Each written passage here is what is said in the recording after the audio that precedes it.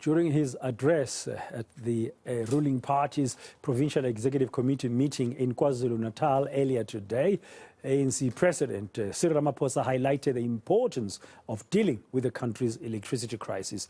He says nearly 10,000 megawatts of electricity have been made available to help tackle this issue. My colleague, that's our reporter Nqobile Madlala, is following these developments in Pietermaritzburg, eMgungundlovu, the Msunduzi municipality. Let's cross live now to her this hour. Good afternoon, Nqobile. President Ramaphosa spending quite a huge chunk of his address to the KwaZulu-Natal Provincial Executive Committee of the ANC, talking about the challenges of electricity, the energy crisis, mentioning a number of issues. I understand he also spoke about some new power stations. What did he say? Well, but then, yes, I think the president has been clear that there is definitely an energy crisis that the country is currently facing. But he seems to have hopes that Kusile and Medupi will be one of those power stations that will be able to sort of help South Africa going forward. He's been very clear to say that even though they depend on coal, they are not going to, in terms of going forward, they're not going to cut off Medupi and Kusile from coal. You'll remember that the country has looked into how they can have less emission in terms of coal. So he is saying that at this point, Kusile and Medupi needs more money, obviously, to keep it going and keep it running, but also to sort of expand it. He's saying that they've invested a lot on those two power stations, and he was talking about the fact that from historically coming to Medupi, they're saying that they have invested a lot, that these were the hopes for the country to have more energy. But he's saying, Bradan, that mixed energy is the way forward. He's saying that there are some power stations at this point that needs to be retired as going forward, and that's where they'll look into mixed energy, like the global society. Even talking about the fact that China has done that very well, and as a result, that's what the country will also be looking into, talking about gas, talking about wind, talking about solar power, as well as the sun. Just talking about the fact that the Northern Cape is one of those areas that could potentially be used in ensuring that there's solar power going forward. So he's saying that there are plans that are in place currently to ensure that the country does walk away from this crisis, but it's going to take some time, just as much as it has taken some time to ensure that Medupi and Kusile is running. But he's talking about the fact that there are a lot of negotiations that are going in the background. He says there's conversations provincially that he has been attending to, and a lot of talks around solar power to just sort of also put in forward to assist and make sure that there's not a heavy reliance on these power stations. But let's listen in as the president explains. Now, many people often say that with these renewable energy processes, we are wanting to move away from coal. 80% of our energy is generated from coal-fired power stations. And we've just built two big ones right now, which generate almost 10,000 megawatts. And even as we've been entering into all these discussions, which I'll come to, on just energy transition, I have made it clear even to those that I meet either on the international platforms. I've said there is just no way at all in South Africa that we can go and shut down the coal-fired power stations we have. There's just no way. No way for us to go and shut down Medupi and Kusile.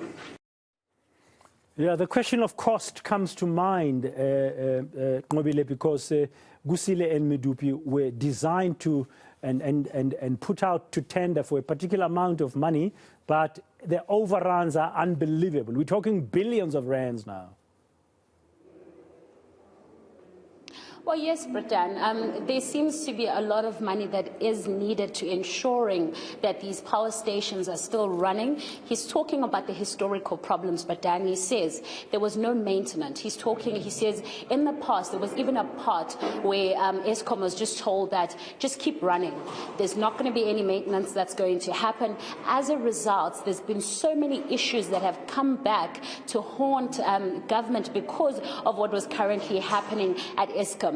And he's saying that those are the issues that are now being addressed. And in order to address those issues now, that's going to take billions of rands. And so as a result, then it's easier to move towards mixed energy, as well as to sort of look towards what is it that you can assist these power stations with to ensure that they're still running. He's talking about maintenance. He says they have already tried to do aggressive maintenance, but they're seeing that there was a lot that happened afterwards, which was breakdowns and so on, but they're still aiming at ensuring that the energy crisis does become a thing of the past. He says they're also looking into going into Africa. There are some African countries that they're looking into where they are going to be getting power. He's saying that there are also investors that they need to look into, saying that perhaps going private in certain areas and asking private companies to come in and assist might just be the solution in going forward to ensure that the country walks away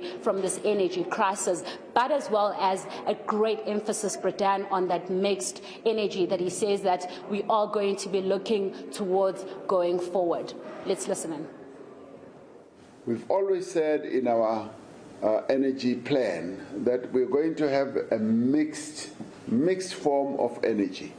We're going to have coal, we're going to have hydro, we're going to have gas, we're going to have nuclear, which we have, we're going to have wind, and we're going to have sun, and we will also have a biogas.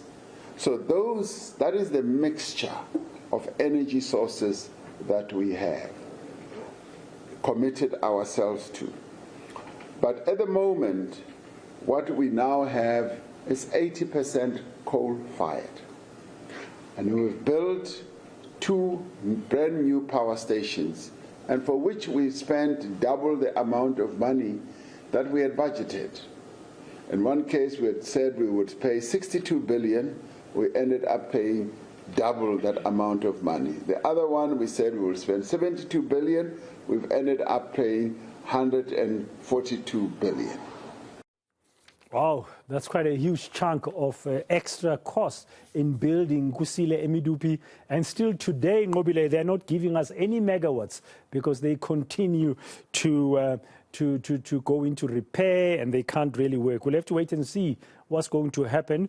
But what about the older ones? I mean, some of them, the older power stations, I mean, they've been around for decades now. Well, Britain, yes, indeed. What he has been saying then about the older ones is that they are going to look into that mixed energy, and that's where they are going to start. So the older power stations are expected to be a source for that mixed energy, looking at gas specifically being one of those areas that they are going to be putting these work at trial, essentially saying that those retired power stations would be a great source for this mixed energy. But, Britain, you can't talk about energy and not look at the impact that it has had in the economy, and the president has said that he's very aware of what is currently happening, but there needs to be also looking forward in terms of what investment can be put forward for that private sector to assist, because it has had such a huge impact in terms of people's livelihoods and so on. So he said he's very clear of the impact that has had in people's lives, but they are looking for these solutions. It's not going to be easy. He has said it. He said it's very clear,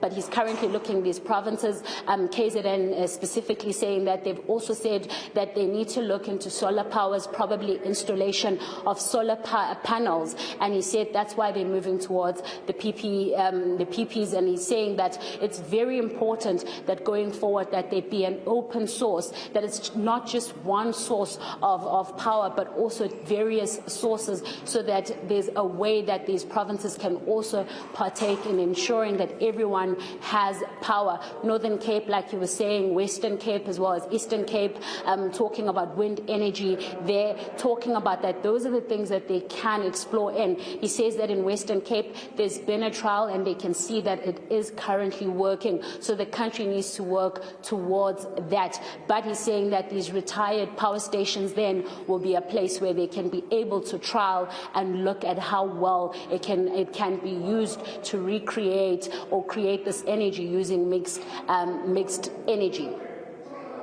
Let's listen in again, brother. Comrades, we must face the reality. There are those that are old that are 43 years old. On average, our power stations are 43 years old. And they are aging. Now, many people often say, continue running them. And other places do run them. They become very expensive. Expensive to maintain, expensive to run. And so those power stations now need to be retired. But as we retire them, we've come up with a new concept that instead of retiring all of them, you retrofit them, you repurpose them. President Ramaphosa there making a comment about the need to repurpose some of the existing coal-fired power stations, ending that update from Nqobile Madlala in Pietermaritzburg, KwaZulu-Natal.